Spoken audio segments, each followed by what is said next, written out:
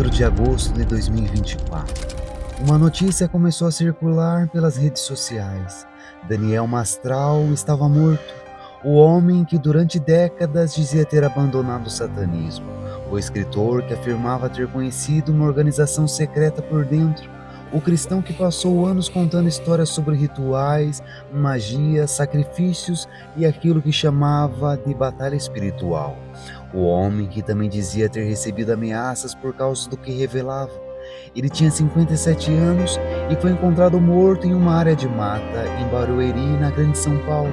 Ao lado dele, a polícia encontrou um revólver calibre 357. Havia uma única munição deflagrada e a ocorrência foi inicialmente registrada como suicídio. Mas quase imediatamente surgiu uma pergunta: e se não tivesse sido suicídio? Porque havia algo nessa história que fazia muita gente desconfiar da primeira versão. Daniel dizia que estava sendo ameaçado. Pessoas próximas afirmaram que ele tinha planos para o futuro, e pouco antes de morrer, ele havia enviado um áudio falando sobre suas últimas palavras, sobre coisas que ainda precisava fazer e sobre uma espécie de missão que dizia precisar finalizar. Para alguns, aquilo parecia uma despedida, para outros, parecia justamente o contrário. Parecia alguém que estava tentando avisar que alguma coisa estava acontecendo. E é aí que começa uma das histórias mais controversas envolvendo um personagem.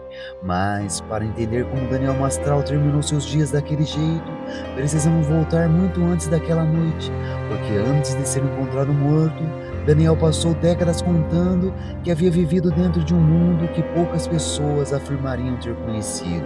Um mundo de satanismo, ocultismo e sociedades secretas. E essa história começou quando ele ainda era muito jovem.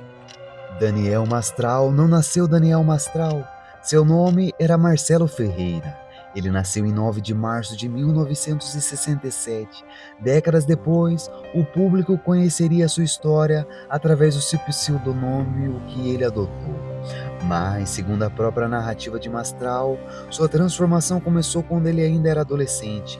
Ele afirmava que aos 17 anos entrou em contato com uma organização ligada ao satanismo, e não se trataria, segundo ele, de um grupo pequeno reunido em algum lugar escondido. Mastral descrevia uma estrutura organizada, com hierarquia, regras, rituais e diferentes níveis de conhecimento. Ele dizia que ao longo dos anos teria avançado dentro dessa estrutura. Segundo suas próprias declarações, permaneceu aproximadamente 9 anos nesse ambiente. E quanto mais avançava, que praticamente toda a vida pública de Daniel foi construída sobre essa narrativa. Em 1999, Marcelo passou a utilizar o nome Daniel Mastral, e pouco depois sua história começaria a ganhar uma dimensão muito maior. Ele transformaria aquilo que dizia ter vivido em livros. O principal deles seria Filho do Fogo. A obra apresentava a trajetória de um jovem que entrava em uma estrutura ligada ao ocultismo e passava por diferentes níveis de iniciação. O livro misturava narrativa autobiográfica, espiritualidade, ocultismo e religião, e Mastral apresentava aquela história como baseada em experiências reais. Foi assim que nasceu a imagem pública do homem que teria saído de dentro do satanismo para revelar aquilo que dizia ter aprendido. Mas ainda faltava uma coisa: a conversão. Segundo Mastral, chegou um momento que ele precisou escolher continuar naquele caminho ou abandonar tudo.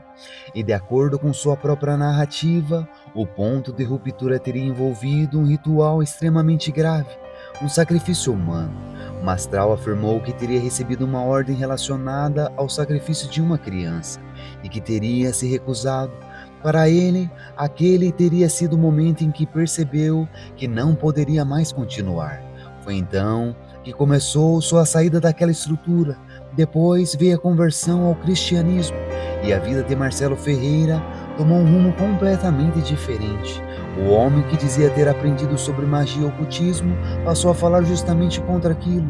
Ele começou a realizar palestras, escrever livros, ministrar seminários e ensinar aquilo que chamava de batalha espiritual. Em 1999 também surgiu o Ministério Guerreiros da Luz, O objetivo era preparar cristãos para aquilo que Mastral entendia como uma batalha espiritual. Durante anos, ele percorreu diferentes lugares do Brasil. Sua fama cresceu, seus livros alcançaram milhares de leitores, seu canal no YouTube passou a reunir centenas de milhares de pessoas, e Daniel Mastral deixou de ser apenas um escritor, ele se transformou em uma espécie de personagem público. Para alguns, era alguém que havia escapado de uma organização satânica e agora alertava outras pessoas. Para outros, suas histórias eram exageradas, controversas ou impossíveis de verificar. Mas, independentemente da opinião de cada pessoa, uma coisa era inegável: Daniel Mastral havia conseguido construir uma audiência enorme, e durante décadas ele repetiria a mesma mensagem.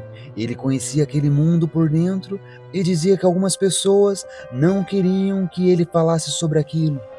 Foi nesse período que outra pessoa passou a ocupar um papel fundamental nessa história: sua esposa, publicamente conhecida como Isabela Mastral. Seu nome verdadeiro era Cíntia. Ela era médica, formada pela Faculdade de Medicina da USP e também escritora. E não era apenas a esposa de Daniel Mastral. Ela participou diretamente de seus projetos. Os dois escreveram juntos, produziram conteúdo e construíram uma imagem pública ligada ao cristianismo e à chamada batalha espiritual.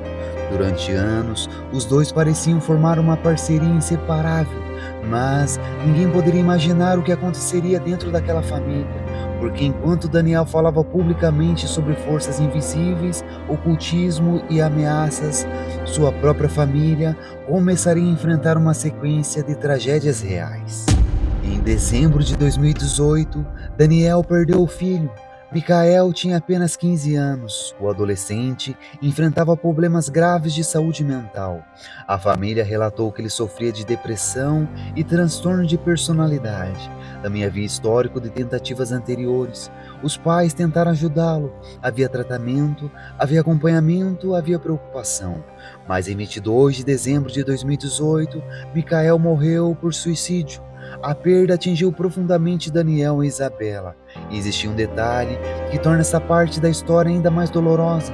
Os pais falaram publicamente sobre o filho.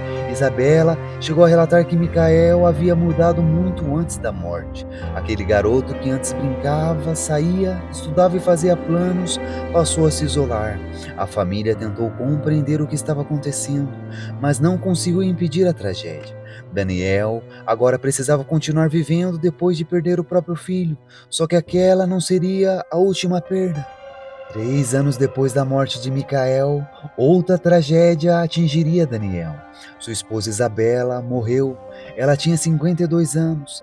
A versão divulgada na época era de que Isabela havia sofrido uma parada cardíaca provocada por um infarto agudo. Para Daniel, aquilo significava perder a mulher com quem havia dividido grande parte da sua vida, mas também significava algo ainda mais difícil. Em pouco mais de 2 anos, ele havia perdido o filho e a esposa, duas das pessoas mais importantes da sua vida, e depois disso, Daniel precisaria reconstruir sua vida. Algum tempo depois, Daniel começou um novo relacionamento. Ele se casou novamente com Dai West e teve outro filho, um bebê. Essa informação se tornaria extremamente importante depois, porque quando Daniel morreu, ele deixou para trás uma criança muito pequena. E antes de morrer, havia escrito uma mensagem para o filho, uma mensagem que depois da sua morte ganharia um significado completamente diferente. Com o passar dos anos, Daniel também passou a falar publicamente sobre ameaças. Ele dizia que havia pessoas que não queriam que determinadas informações viessem à tona. Segundo sua narrativa, essas ameaças estariam relacionadas ao passado que dizia ter vivido no satanismo.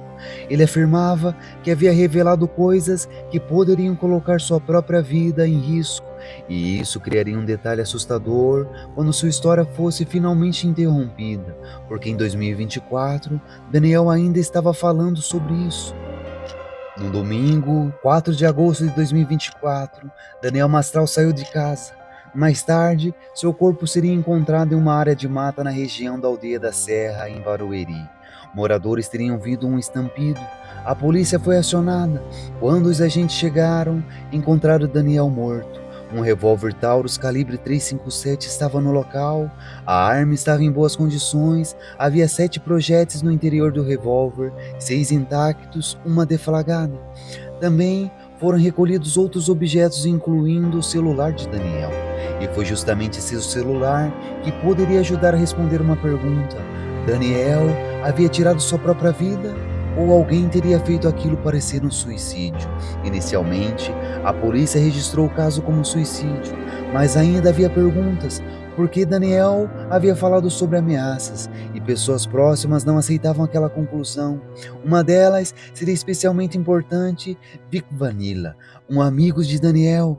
Vic afirmava que não acreditava que aquilo tivesse sido simplesmente um suicídio e dizia ter encontrado Daniel pouco antes da morte. Segundo ele, Daniel tinha planos, tinha coisas para fazer. Então surgiu uma segunda narrativa. Talvez Daniel não tivesse escolhido morrer. Talvez alguém tivesse feito com ele acreditasse que precisava morrer. Ou talvez alguém tivesse realmente assassinado aquele homem. Mas existe um detalhe na cena da morte que mudaria completamente essa discussão. Um detalhe aparentemente simples: a posição da arma. Porque, segundo informações divulgadas durante a investigação, o revólver foi encontrado na mão esquerda de Daniel, e Daniel era canhoto. Para a polícia, isso seria um elemento importante a favor da hipótese de suicídio. Só que isso não encerrou o caso, porque, enquanto os investigadores analisavam a cena, Vicky tinha outra coisa em mãos: um áudio, uma gravação enviada pelo próprio Daniel pouco antes de morrer. E naquele áudio, Daniel falava sobre suas últimas palavras, falava sobre coisas que ainda precisava fazer e dizia que precisava finalizar sua missão. Para alguns, aquilo parecia a despedida de um homem que havia decidido morrer. Para outros, parecia a mensagem de alguém que sabia que estava em perigo. E a partir desse momento, a pergunta deixou de ser apenas como Daniel Mastral morreu. A pergunta passou a ser muito mais perturbadora: o que Daniel sabia nos últimos dias da sua vida? Os áudios divulgados posteriormente apresentavam Daniel falando sobre sua situação pessoal. Em determinados momentos, ele demonstrava preocupação. Em outros, falava sobre coisas que ainda precisava realizar. E havia referências a uma espécie de missão. Para quem defendia o suicídio, isso podia ser interpretado de uma maneira: Daniel poderia estar organizando seus últimos pensamentos. Para quem defendia o assassinato ou suicídio induzido, a interpretação era completamente diferente. Daniel estaria tentando comunicar que algo estava errado. Existe uma terceira possibilidade: ele poderia ter simplesmente vivido uma fase de intenso sofrimento emocional e, ao mesmo tempo, tentando continuar funcionando. Essas três interpretações não são equivalentes, e nenhuma delas pode ser escolhida apenas pela existência de um áudio. Foi então que surgiu uma segunda linha de investigação que tornou tudo ainda mais controverso: a morte de Isabela. Durante muito tempo, a história pública era relativamente simples. Ela tinha sofrido um infarto. Daniel ficou viúvo, mas depois da morte de Daniel, começaram a circular alegações diferentes. Algumas pessoas passaram a questionar a causa da morte. Surgiram relatos sobre medicamentos, surgiram alegações sobre testemunhas e surgiram especulações financeiras. Essas informações começaram a ser utilizadas para construir uma narrativa muito mais grave. Daniel poderia ter alguma relação com a morte da própria esposa, mas é aqui que precisamos separar o que foi publicado do que foi comprovado. Entre as alegações que começaram a circular, estava uma história envolvendo um possível seguro de vida. Segundo os relatos publicados posteriormente, Daniel teria procurado informações sobre o seguro da esposa. Algumas versões diziam que ele teria perguntado sobre condições de pagamento e circunstâncias que poderiam impedir a indenização. Para quem defendia a hipótese de crime, isso parecia suspeito, mas existe outra explicação possível. Uma pessoa que acaba de perder a esposa pode perfeitamente precisar entender questões financeiras, burocráticas e de seguro. Portanto, perguntar sobre um seguro não prova homicídio. O contexto completo é que seria necessário, e esse contexto nunca foi apresentado publicamente de maneira suficientemente clara para permitir uma conclusão definitiva. E existe uma pessoa que ficou completamente fora das teorias: o filho pequeno de Daniel. Quando Daniel morreu, esse menino ainda era bebê. Daniel havia escrito uma mensagem para ele, e depois da morte, aquela mensagem passou a ser interpretada por algumas pessoas como uma espécie de despedida. Mas existe uma interpretação muito mais simples. Um pai escreveu para o filho, talvez pensando no futuro, talvez tentando registrar aquilo que sentia, talvez porque sabia que, independentemente do que acontecesse, seu filho um dia poderia querer saber quem ele era. Nós simplesmente não sabemos e essa incerteza precisa permanecer. Talvez a parte mais assustadora da história de Daniel Mastral não seja o satanismo, nem os livros, as teorias ou os áudios. É o fato de que quando uma pessoa morre em circunstâncias controversas, podemos transformar rapidamente qualquer detalhe em uma resposta. Uma frase vira pista, um áudio vira prova, uma suspeita vira certeza, uma coincidência vira conspiração. E quando percebemos, já não estamos mais investigando. Estamos apenas contando a versão que mais queremos acreditar.